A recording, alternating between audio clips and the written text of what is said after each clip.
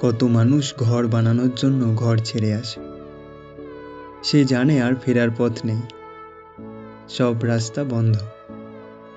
সে হারিয়েছে শৈশব, হারাচ্ছে যৌবন, আরও কত কি যে। রবিবার রাতে সোমবারের ভয় আর বিরক্তি নিয়ে সে হেঁটে চলে মানুষের ভিড়ে। কেউ খোঁজ নেয় না তার। ক্লান্ত হয়ে ঘরে ফিরে কাউকে অভিযোগ না জানিয়েই ঘুমিয়ে পড়ে, কারণ সে জানে তার পরিবারের দরকার গোছানো একটা ঘর।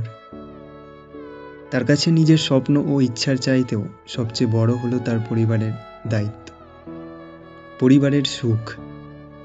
সে এমনি এমনি রোদ ঝড় বৃষ্টি সহ্য করছে না। ক্লান্ত সে অপেক্ষারত এক সুদিনের, আকুল কিছু হাসি মুখ দেখার। ধৈর্য সীমাহীন, কেবল একটি ঘর নির্মাণের। অনেকের চোখে হয়তো সে তুচ্ছ দুর্বল এক মানুষ, কিন্তু কারো চোখে সে কারো স্বপ্নের কারিগর। ভালো থাকুক এই কারিগররা।